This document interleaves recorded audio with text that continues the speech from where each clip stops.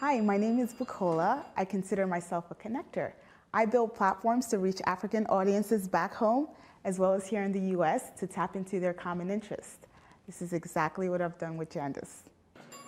Mall for Africa is an online platform that enables US and UK retailers easily sell into Africa without any hassles or worries. We also help people in Africa purchase items from UK and US retailers without any stress.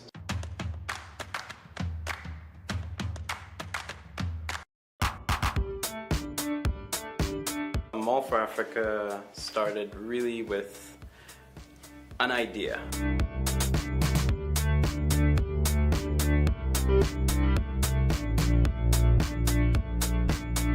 I was born and raised in Nigeria, so out of necessity, I guess, my parents and brothers and friends thought they could utilize me as their shipping company. There was one day in particular, I went to the airport and I had 10 suitcases.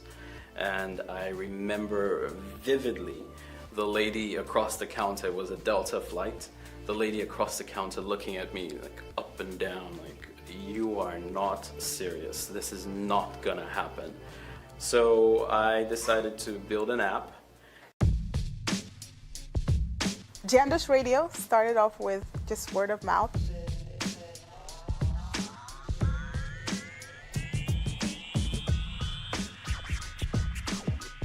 I sent it to a couple of friends who wanted to listen to live radio back home. We didn't have a lot of apps that were catering to African content and radio at that time.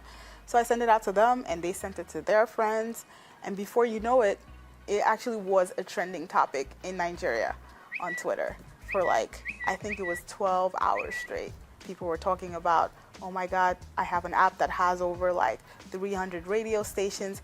I'm in Abuja, I can listen to Beat FM. Beat FM is the most popular station in Lagos. And they're like, oh my God, I could never listen to this before. Now with this app, I can listen to my favorite station now. You know, I'm working on a platform product, which is payments, right?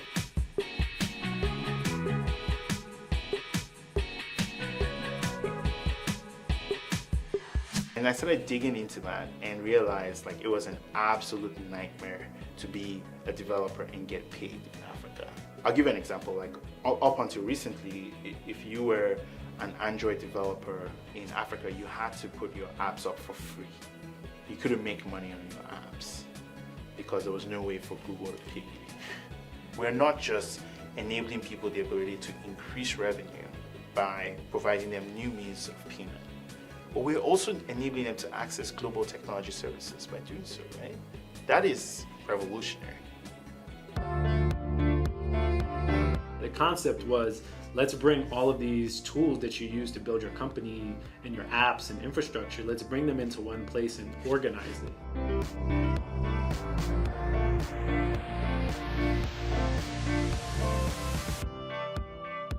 And other industries had done it. You know, Yelp has done it for restaurants, you know, TripAdvisor for travel and international places. So this wasn't really a new concept, but no one had really done this for software. If you think about it today, you know, where do you go for software decisions? It's still Googling around and it's mad. We were actually the first site to really do that. You know, there were other sites that were trying to do sort of similar things. They've done software reviews, but we were actually the first site to say, you know, share all the software that you're using.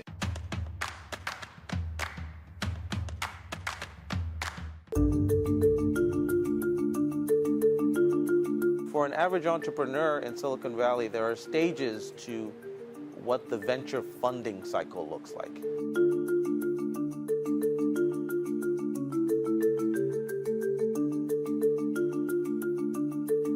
You have to start off with a seed stage. You have to be able to get people who believe in you early enough to take a risk in your idea.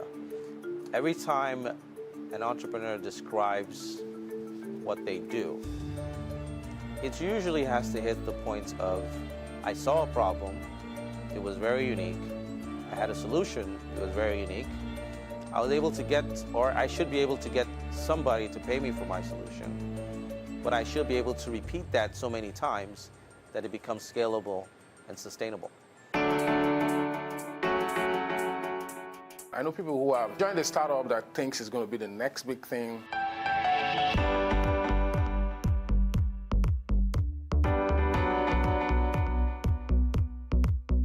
And then you just wake up one morning and they didn't get the funding round and it's lock up shop. And that's it. Happens a lot more often than it's talked about. We hear about the Facebook and Google and Apple and all the other startups that are successful, but 1 out of a million succeed and the rest fail. Silicon Valley is probably the Disneyland of capitalism, is a good way to put it.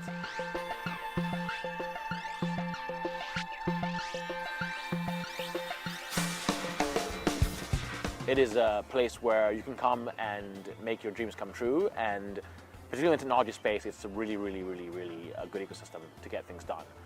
Yeah, and of course part of it's venture capital, right? So people take risks here, and you know it's a place that's tolerant of failure. They're not looking necessarily for the steady company, they're looking for companies that will grow quickly.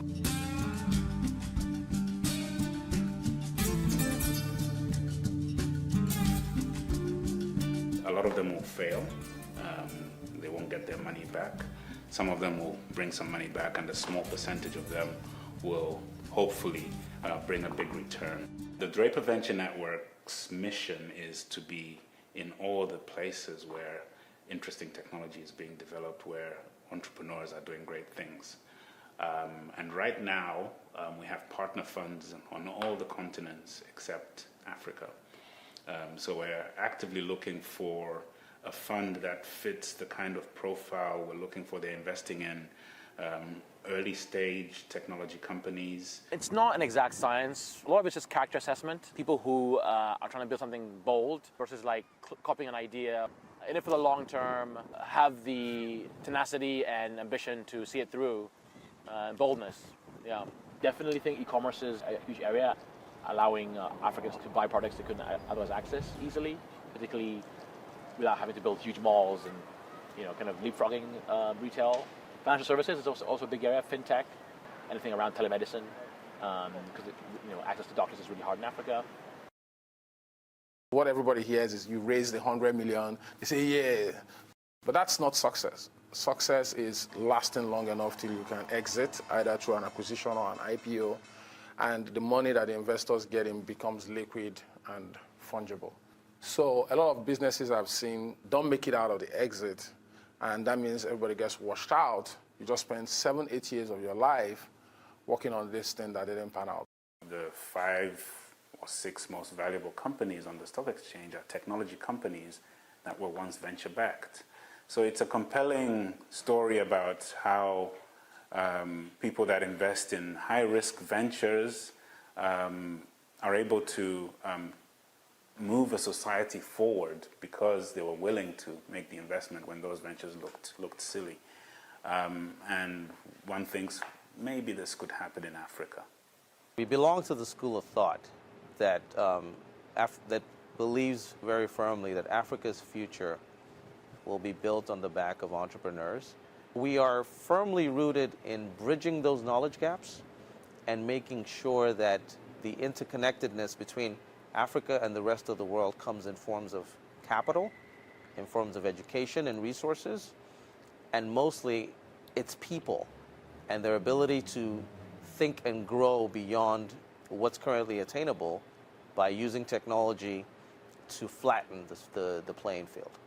Zebracorn is going to be a company that's built in Africa, for Africa, and scaled in Africa. It could become a unicorn by going beyond Africa, but made in Africa, scaled in Africa, serves multiple African markets. And that's really what distinguishes Zebracorn.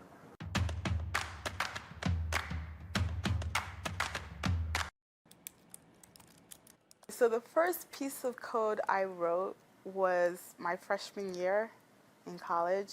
I was like 16. I took Java, and it was a program to like animate some radio, and I was able to code it, and I'm like, oh wait, it works. Like I just wrote code. I typed stuff and I ran it and it worked. I got thrown into mobile app development towards like 2010, where I created an app that went viral in Nigeria. Initially, it just started off as just radio and nothing else. So I said, what about news? What about gossip news, entertainment, sports, health news? Then I was like, okay, we can make this a little more social. What about having people interact on the app? I'd always been into tech. Growing up, I was like the tech person within our family. People would always look to me. So I'd always been interested in it, but I'd never considered it as a real career path because I didn't have someone that I could point to that was in that industry. Everyone I knew was, sort of outside of tech. I started to look at the internet as this space where it didn't matter who you were, but you were able to reach the most amount of people. Hey, good to meet you, I'm Mark. Mark Zuckerberg was my earliest influence. I've continued to be influenced by his approach to tech because it's the perfect mix of social mission, right, and economic impact. It's not about building a big company, and neither is it about being an NGO and giving everything away. It's about building a system. Introducing Mall for Africa, So let's say you are in a rural town in Nigeria. Download the app on your preferred device, find the product you want. Once you've added it to the cart, you click on Our Pay button, and as they say, that's when the magic happens. We take the content from the cart, we put it in our environment, and now we allow you to select where you want to have the item shipped, how you want to pay for the product. Once you've made the payment for the product is then shipped from the site you purchased it from. It's shipped to our warehouse. Then we tag it, and then we ship it out to you, taking care of all customs, duties, fees, and making sure everything goes perfectly right. When I turned 25, kind of just reviewing the 5 years, I kind of settled on this vision of the world that was about building the future of Africa. And for me, it settles on three things. So it's a remarkably clear vision of what I want to do, and it's very simple. It's people, it's platforms, and it's policy. Andela is a platform for tech-powered growth. Its future will be written in Lagos, Nairobi, and cities across Africa. And that was what we did at Andela, right? Found really smart young people, very motivated, with high learning agility, paid them while we taught them how to build software, and then got Facebook and Google and IBM and all these companies to hire them to build products for them. This is Andela. So what Flutterwave is, it's an API that enables anyone from anywhere in the world to process any kind of payment across Africa. We are finally making financial inclusion real. Every time I went to one of these hackathons, I'd see a new API and I'd think, man, I should know about that. Like, there should be this one online space that has all the best stuff and feedback from developers and engineers and people actually building software, I was like, man, this should exist and I should just go build it, And so I just treated it as a side project at first. At the time, it was called LeanStack. Eventually, I got introduced to this guy named Nick Grandy, and he was the first employee at Airbnb. So we started working together for about 6 months. We built out the first real version of LeanStack at the time. And then he actually stayed on as an advisor, and he was the first investor. So, that was big. We had a hosting company that had malfunction in their servers, and they deleted the whole database by accident and had no backup. Sadly, we had to shut down temporarily, but we're working on rebuilding.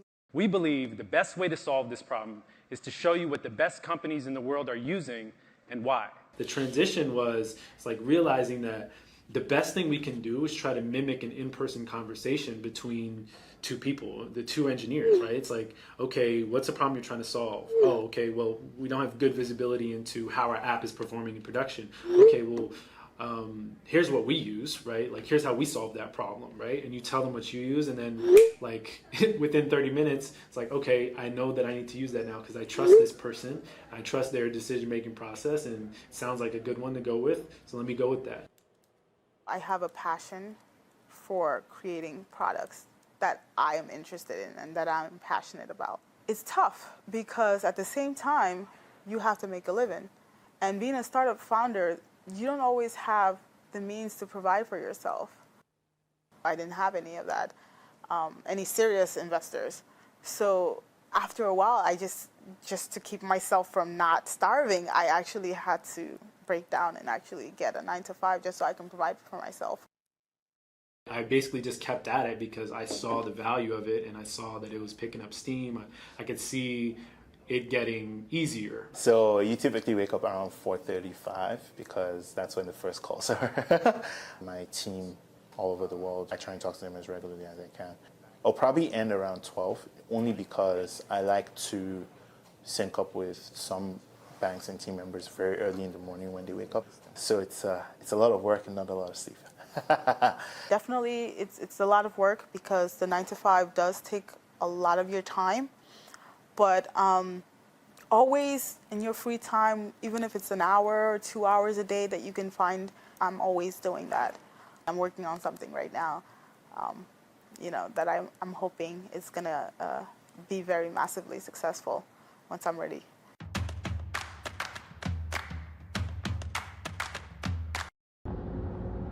You go to a venture capital in Palo Alto on Sanio Road and you say, hey, I'm trying to raise funds for my African company. And they look at you and they say, are people buying Ralph Lauren? Are people buying Louis Vuitton? Do they know who Prada is?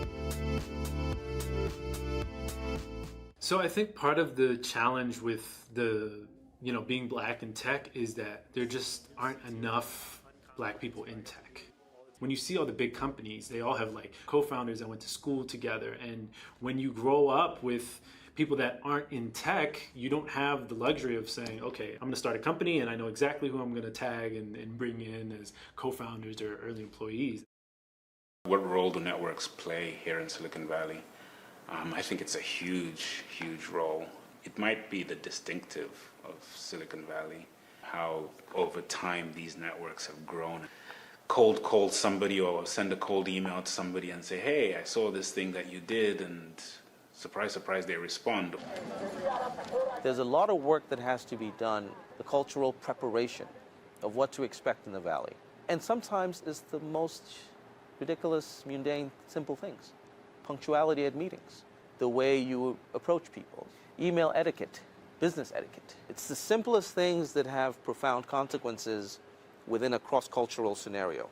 Growing up in Nigeria, as an African in Nigeria, I have natural networks. I have cousins, I have brothers, I have classmates. I like to say I can get to the president in Nigeria, whereas in the US, I can't even get to my mayor. If you are not from here, it's very difficult for you to have a social network. You have to create that social network yourself. We want to make it. If you came into Silicon Valley and you're a well-trained research and development professional and you went to Stanford or UCSF and you were a specialist in what you do, you'll get a great job and you'll get well paid. If you came into Silicon Valley and you were of African descent and you knew nobody in the Valley, it would take you a longer time. In Africa, I'm an Igbo man. I don't even know that I'm black because everybody's black. It's like asking a fish what is water. So Silicon Valley also has the aspect of the fact that it's about 3% black, which a lot of people don't realize until they get here.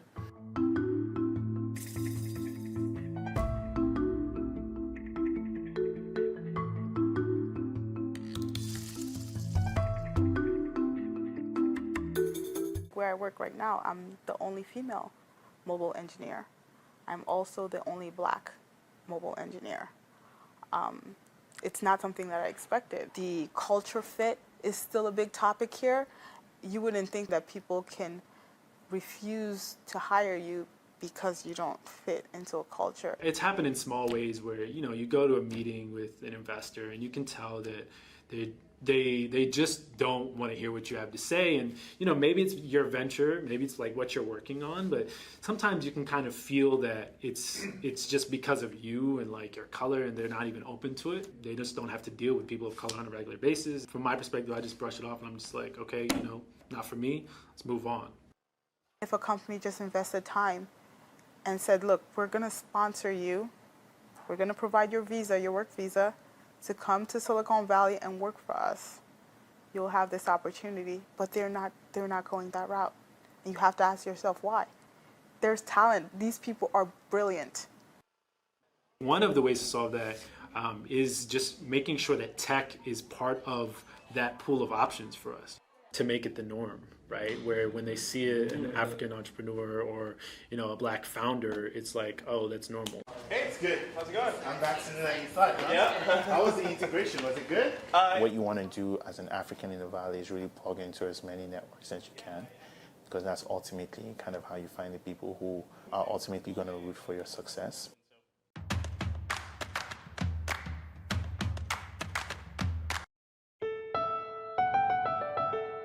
I definitely see myself doing this for the next, you know, at least 5 to 10 years. And I think anytime you're building a company, you have to be thinking long term.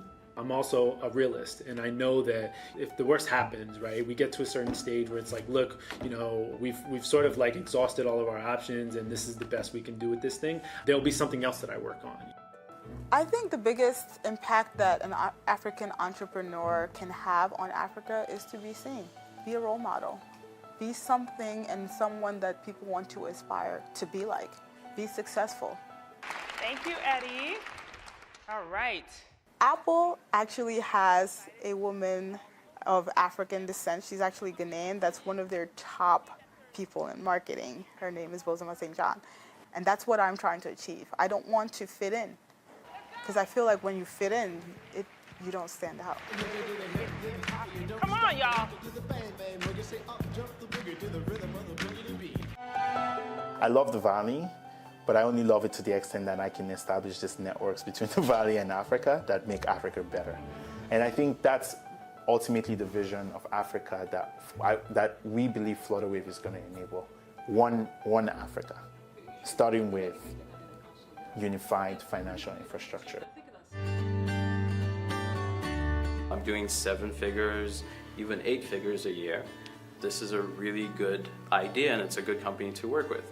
My vision for Mall for Africa is bigger than Mall for Africa. It's actually a Mall for the world. The vision is to help other emerging markets via a brand Mall for the world, and we've already started doing that. We are sitting on a huge powder keg of potential in Africa. Over the next 20 to 30 years, more than half of the world's working population is going to live in Africa. It's the second largest continent in the world by size and by people. I don't think there's any narrative of the world that is complete without Africa being a major part or player in it. For us, winning means being able to come back in 10, 15 years and say, technology changed Africa, and you were in part of one of the greatest wealth creation, value creation opportunities in modern history. That's what winning is.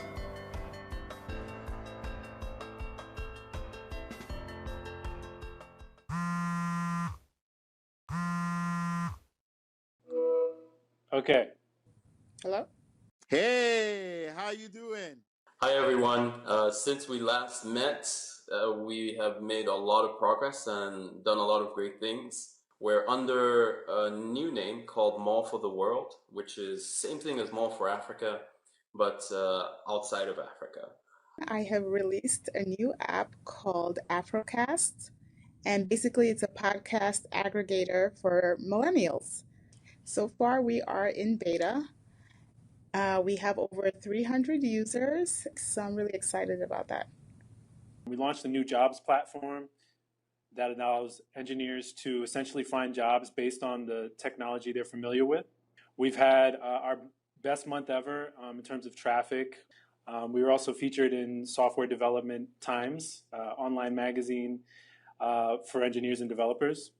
Flutterwave has been doing really well. Since that time, we've more than 10 times our total process volume. So we do about $500 million in total process volume, and we do more than $100 million in total process volume every month. Come back to the West Coast.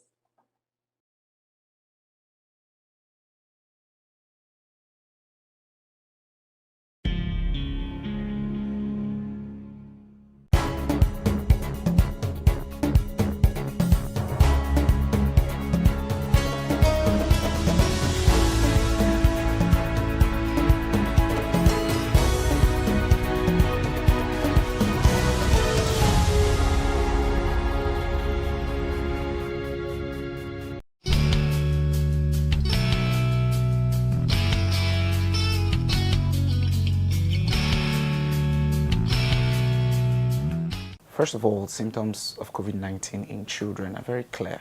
You talk about fever. Most of the times it could be low-grade fever, oftentimes continuous high-grade fever that is not relapsing with your regular paracetamols and your tepid sponging.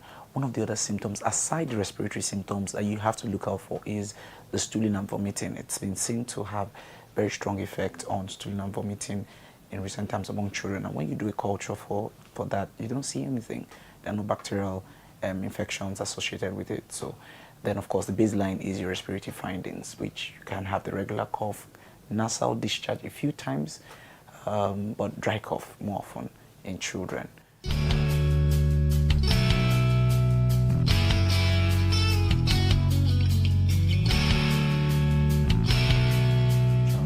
You want to watch out for temperature changes. You want to watch out for, loss of appetite and some catarrh for a long time, what we know as nasal discharge.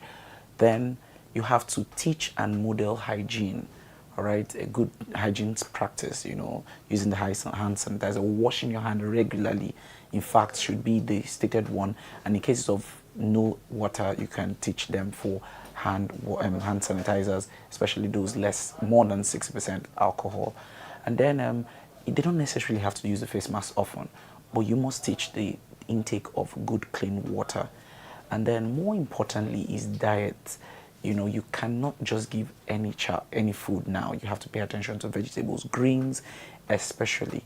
You have to have a high protein diet and high calorie diet. For example, fat and oil is important for a child to improve their metabolic state, for protein to improve their growth rate, and more importantly, fruits to improve minerals and vitamins.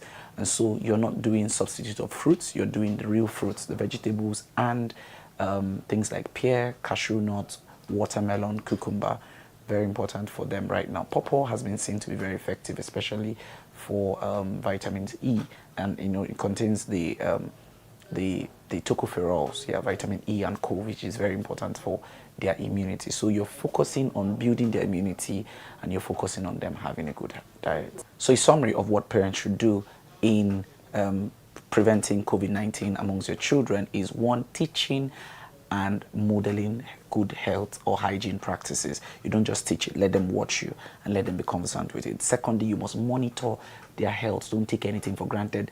Once you notice fever for more than 24 hours, you want to report to the hospital and be sure that that fever is not stepping in bound. The third and very important thing, you want to see that this child is eating appropriately, and appropriately not giving junks. You want to see that they're eating the right protein, high protein diet, a good calorie, which is fat and oil, and lastly, vegetables, of course, fruits and vegetables, so that they can build their immunity. Don't necessarily do fruit substitute. Some people want to do multivitamin.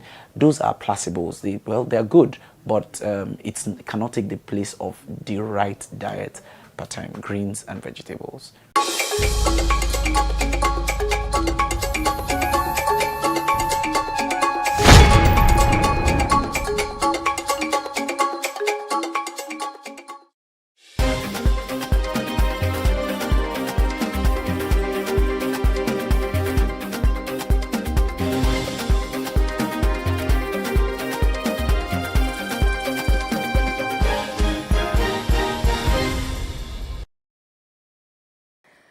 Thanks for joining us on Plus News Updates. I am Annetta Felix. Youth from various parts of Oyo State have taken their protest against insecurity to the State Secretariat at Agodi in Ibadan, the state capital, where the governor's office is located. They are protesting the arrest and remand of 3 members of the Odua People's Congress in prison on the order of the court. The 3 members were part of the vigilante groups that captured the dreaded Fulani herder in Ibarakpa land, Iskilu Wakili. They were later charged with murder and arson and were remanded in prison. The protesters carried placards with various inscriptions denouncing killings, kidnapping, rape, and massive destruction of farms and other atrocities. And in the north of the country, there's been a fire at the Katsina Central Market, Katsina State, northwestern Nigeria. Properties worth billions of naira have been destroyed by the inferno. Firefighters are still battling to contain the blaze, which began at around 8:30 a.m. this morning. President Muhammadu Buhari has condemned the attack on the governor of Benue State, Samuel Ortom. He says the brutal attacks on individuals and communities in Benue, with the latest one targeting the governor, is unacceptable. President Buhari has welcomed the dispatch of a high-level team of crack investigators to Benue State from the police headquarters in Abuja. He urged the officers to uncover those who are behind the attacks and bring them to justice. The president also expressed his sympathies and that of the government of the Federation to Ortom and indigents of Benue State. And the Inspector General of Police, IGP Mohammed Adamu, has ordered a full-scale investigation into the circumstances surrounding the attack on the governor of Benue State, Samuel Ortom, to strengthen staff. During the 2 ready for the battle against the bandits and the kidnappers. We have also come here today to see the platforms are ready for the operations, and we're also liaising with the army and the other ground troops for the. That's why I say we are working together. The service, the Air Force, and the Army and the Navy, we are all working together, and with other security agencies. We are working together to ensure that these bandits are flushed out of the country. We are looking at the welfare of the soldiers. Like I told them that welfare entails both their training, the equipment, and also the working environment and where they also live. Those are some of the things we ensure that is in top gear during my administration, and also whatever is due to them in terms of allowances and everything will be given to them. Air Marshal Amao also said the welfare of troops will be priority for him. Generally, the security chiefs appeared impressed with the efforts of their personnel in the fight against security threats. To other parts of Africa, the main opposition challenger in Congo Republic's March 21st presidential election, Guy Brice Parfait Kolelas, has died at the age of 61. A government spokesman, Justin Nzolofa, revealed this on Monday, March 22nd. Kolelas's election campaign had said on Sunday that the former minister was in hospital with coronavirus and could be evacuated to France. Justin did not give the cause of his death, but said Kolelas died while he was being evacuated for medical treatment. Outside Africa, Taiwan Premier Su Shinchan received the AstraZeneca COVID-19 shot on Monday, March 22nd. He had volunteered to be the first in line to underscore government confidence in the vaccine's safety as the island began its vaccination campaign. Taiwan Minister of Health and Welfare Chen Shih-chung also received the AstraZeneca vaccine on Monday. More than a dozen European countries suspended the use of the AstraZeneca vaccine last week amid concerns about its safety after reports of a small number of blood disorders. But the World Health Organization say the benefits of the shot far outweighs any risk. In business, the Nigerian stock market extended its decline last week as investors lost 140 billion naira. The Nigerian Stock Exchange All-Share Index and market capitalization depreciated by 0.69% to close the week at 38,382.39 basis points, and the market cap closed at 20.08 trillion naira. A total turnover of 2.34 billion shares worth 19.27 billion naira. In 20,173 deals were traded last week by investors on the floor of the exchange. That's in contrast to the total of 1.68 billion shares valued at 23.54 billion naira that exchanged hands in 21,732 deals in the past week. Facebook Incorporated said it took down 1.3 billion fake accounts between October and December 2020. The company also removed more than 12 million pieces of content about coronavirus and vaccines that global health experts flagged as misinformation. Facebook said it had over 35,000 people working on tackling misinformation on its platform as misinformation about coronavirus continued to spread at this time.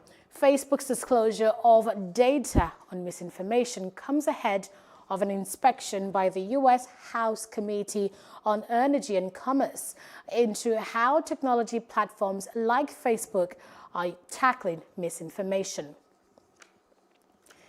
In sports, the organizing committee for the 2020 National Sports Festival has made it compulsory for all participating athletes to take COVID-19 test. Chairman, Local Organizing Committee, and the Edo State Deputy Governor, Philip Shuaibu, said all athletes and officials must take the COVID-19 test 72 hours before arriving at Edo State for the tournament. The statement added that athletes and their officials are to present certificates and documentation of COVID-19 test before they can be admitted into the Games Village in the state. Shuaibu stated that in line with the COVID-19 protocols, the number of athletes and officials expected to participate in the Games have been reduced from 14,000 to 8,000 participants. Shuaibu urged the general public to follow the Games live on social media platforms. Rights group Amnesty International is calling on FIFA to use its leverage with the Qatari authorities to help end the abuse of migrant workers. In a letter to FIFA, President Gianni Infantino, Amnesty International asked FIFA to live up to its responsibilities to prevent, mitigate, and remedy human rights risk connected to the tournament. Amnesty International's calls come ahead of qualification matches for the 2022 Qatar World Cup. We sent a letter to Infantino. We've not had a response yet, and we've engaged with FIFA very often over the years. We know that they're committed to try to ensure that the World Cup does leave a positive legacy. We want them to do much more. We want them to make sure that they're much more hands-on in the delivery of the tournament, to make sure the workers' rights on stadiums and other projects in the country are respected. We want them to have a much stronger voice towards the Qatari government, to make sure that they're speaking out, to make sure that Qatar fulfills its commitments towards its workers. And we want to make sure that human rights are embedded in future tournaments as well, to make sure we don't see the repeat of what we've seen and the different controversies and scandals over the last decade. So we look forward to a response, we look forward to a dialogue, and we hope that FIFA can do a lot more, and it must do a lot more. And that's the news updates at this time. For more, please follow us at Plus TV Africa on Facebook, Twitter, and Instagram. And please do subscribe to our YouTube channel at Plus TV Africa. We'll be back later with more stories. I am Annetta Felix. Thanks for watching.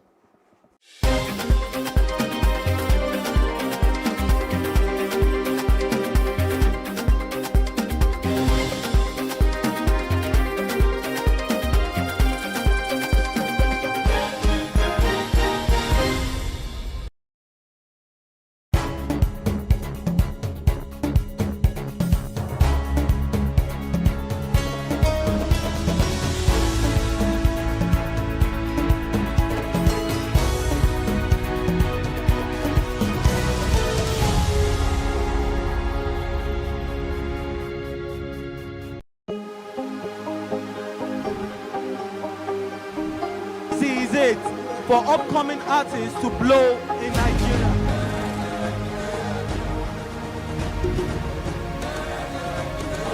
welcome to Plus Trending.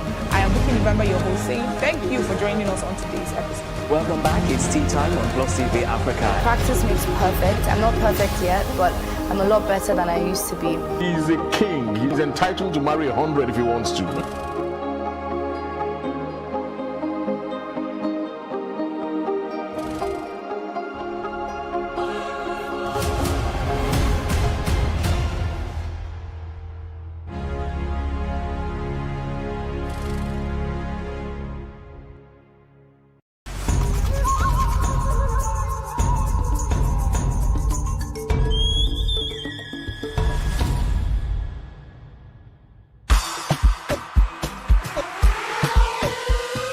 It's been an unusual year for us all. We've been forced to learn to adapt to the changes that COVID-19 has brought upon us. However the cards may have been dealt to us this year, we have remained resilient. The Afrima Fashion Show stems from the Afrima Award Show, which is the biggest African award show in the diaspora. Every year, we have showcased designers and we bring together people from all over the world. This year, the Afrima Runway is graced by the top 3 African designers who have welcomed the challenge of doing a virtual runway show without any physical audience. Don Murphy, Ese Ezanabo, and lastly, Sai Sanko. Let the show begin.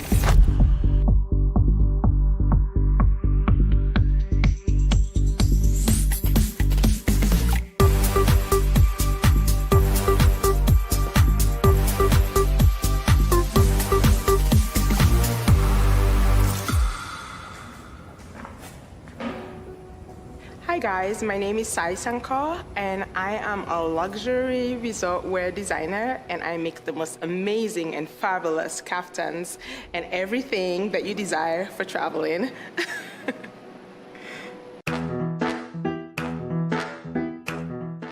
I just really love the way women carried themselves back then, you know, the Marilyn Monroes, you know. It was sexy, but there was still glamour to it, you know, and elegance and sophistication. And I feel that's what my designs are about, you know.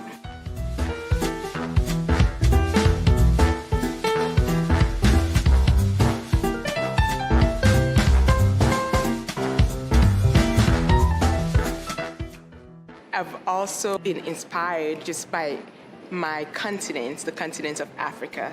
Growing up in Sierra Leone, it's just this beautiful, bustling colors, you know, it's so vibrant, the marketplaces, you know, Christmas, it's just, everything about it is just so energetic and it's so powerful and colorful and it just makes me really happy.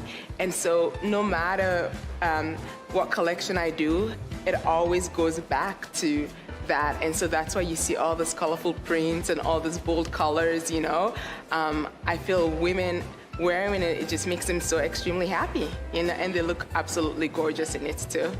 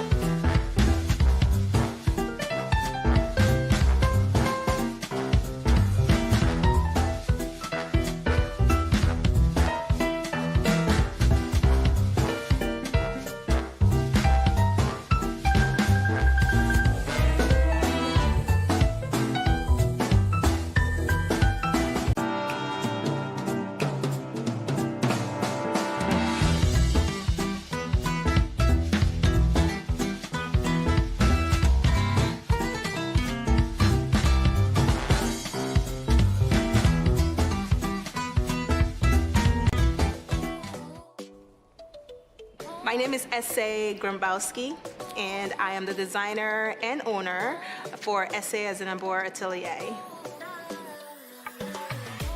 My source of inspiration for my designs, number one, to be honest, comes from God, because I go to sleep literally and dream about my designs.